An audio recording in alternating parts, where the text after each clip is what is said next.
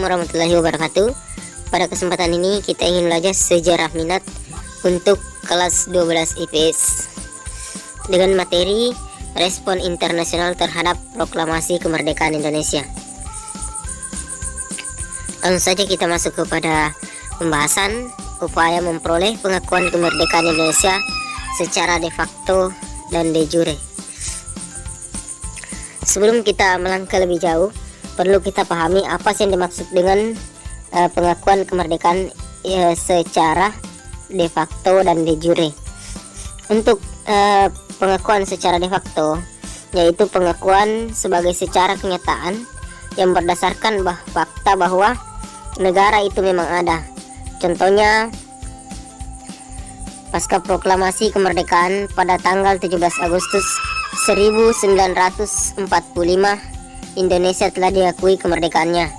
Kemudian untuk pengertian daripada de jure, yaitu pengakuan sebagai suatu negara yang berdaulat dibutuhkan pengakuan dari bangsa-bangsa dan negara lain secara hukum. Oke, itulah yang dimaksud dengan pengakuan kemerdekaan Indonesia secara de facto dan de jure. Jadi selanjutnya secara de facto.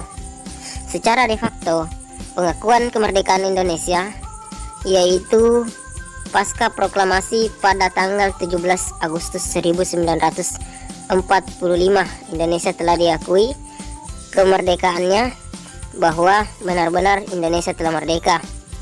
Namun pada masa itu Indonesia sudah mendeklarasikan kemerdekaan, namun Belanda masih mendarat di Indonesia dengan maksud untuk kembali menjajah Indonesia. Kemudian untuk secara de jure, di sini pengakuan dari negara lain. Di sini ada beberapa negara yang mengakui kemerdekaan Indonesia, diantaranya Lebanon pada tanggal 29 Juni 1945, ada negara Suriah, Irak, Arab Saudi, Afghanistan pada tanggal 23 November 1945, ada negara Inggris, Amerika Serikat pada tanggal 23 April 1947,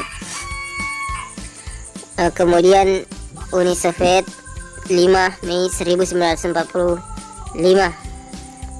dan ada beberapa organisasi-organisasi pengakuan yang mengakui kemerdekaan bangsa Indonesia, diantaranya organisasi PBB. Selanjutnya, kemerdekaan Indonesia di sini membutuhkan, maksudnya dalam memperjuangkan kemerdekaan bangsa Indonesia, pengakuan kemerdekaan bangsa Indonesia membutuhkan dua aspek, di mana aspek diplomasi, kemudian aspek perang. Aspek diplomasi sangat erat hubungannya dengan aspek perang, di mana karena apabila diplomasi menjadi jalan buntu, maka perjuangan senjata dapat menjadi alternatif terakhir. Jadi perjalanan diplomasi di Indonesia sangat tidaklah mudah.